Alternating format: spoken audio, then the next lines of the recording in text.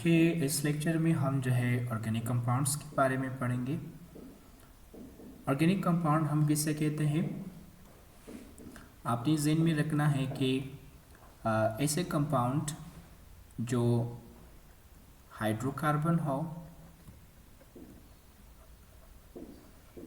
या फिर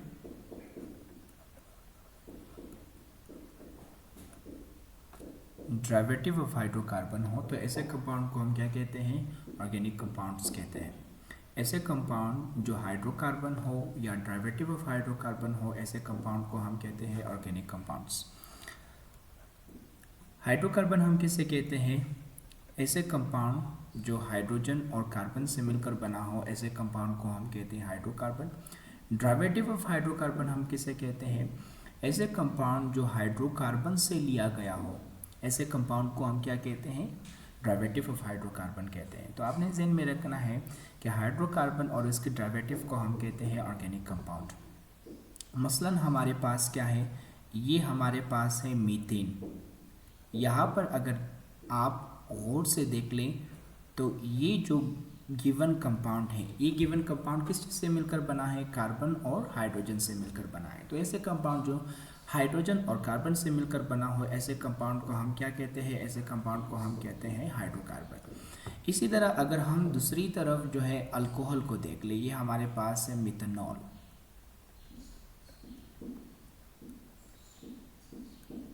यहाँ पर अगर आप ऑब्जर्व कर ले तो यहाँ पर कार्बन और हाइड्रोजन के साथ एक और चीज़ भी पाया जाता है, वो हमारे पास क्या है? ऑक्सीजन है। तो यहाँ पर अगर आप ऑब्जर्व कर ले तो ये हमारे पास क्या है? प्योर हाइड्रोकार्बन नहीं है, बल्कि ये एक ऐसा कंपाउंड है जो हाइड्रोकार्बन से लिया गया है। तो आपने ज़हन में रखना है कि वो कंपाउंड जो हाइड्रोकार्बन से लिया गया हो, ऐसे कंपाउंड को हम कहते हैं डेरिवेटिव ऑफ हाइड्रोकार्बन। तो हाइड्रोकार्बन उसकी डेरिवेटिव को हम कहते हैं ऑर्गेनिक कंपाउंड। अब मूव करते हैं नेक्स्ट टॉपिक के ऊपर। नेक्स्ट टॉपिक हमारे पास क्या है? Organic chemistry. ऑर्गेनिक केमिस्ट्री, इस टॉपिक के अंदर हम ऑर्गेनिक केमिस्ट्री को आपके लिए डिफाइन करेंगे। ऑर्गेनिक केमिस्ट्री हम किसे कहते हैं? केमिस्ट्री की वो ब्रांच जिसमें हम ऑर्गेनिक कंपाउंड्स के बारे में स्टडी करते हैं, केमिस्ट्री की उस ब्रांच को हम कहते हैं organic chemistry. The branch of chemistry that deals with the study of organic compound is known as organic chemistry. Next topic हमारे पास क्या है? नेक्स्ट टॉपिक हमारे पास है sources of organic compound. Sources of organic compounds. अगर हम देख लें, हमारे पास जो है ऑर्गेनिक कंपाउंड की बेसिकली दो मेन सोर्सेस हैं। एक सोर्स इसका हमारे पास है नेचुरल और दूसरा हमारे पास है synthetic source of organic compound. सबसे पहले हम डिस्कस करेंगे natural sources of organic compound.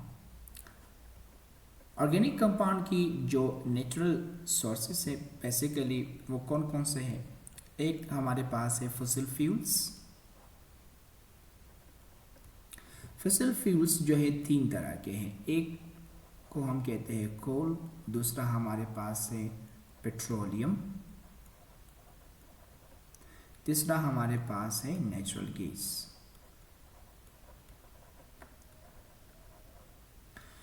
इसी तरह natural source of organic compound fossil fuel के बाद हमारे पास है प्लांट्स, एनिमल्स भी जो है एक natural source of organic compound है। तो आपने ज़हन में रखना है कि बेसिकली ऑर्गेनिक कंपाउंड की जो है दो मेन सोर्सेस है। एक सोर्सेस का हमारे पास है सिंथेटिक सोर्स और दूसरा हमारे पास है नेचुरल सोर्स। इसी तरह अगर हम देखें नेचुरल सोर्सेस में जो है सबसे पहला हमारे पास क्या है? Fossil fuel. फॉसिल फ्यूल तीन तरह के हैं। एक को हम कहते हैं कोल, दूसरा हमारे पास है पेट्रोलियम, तीसरा हमारे पास है नेचुरल गैस। इसी तरह ऑर्गेनिक कंपाउंड की एक और नेचुरल सोर्सेस है, वो हमारे पास है प्लांट, और इसी तरह एनिमल भी जो है ऑर्गेनिक कंपाउंड की नेचुरल सोर्सेस है। तो आज की लेक्चर में हमने जो है तीन टॉपिक कवर किया। इस हमारा सबसे पहला टॉपिक है सोर्सेस ऑफ ऑर्गेनिक कंपाउंड, उसके बाद फिर हमने ऑर्गेनिक केमिस्ट्री के बारे में पढ़ा और लास्ट में हमने फिर ऑर्गेनिक कंपाउंड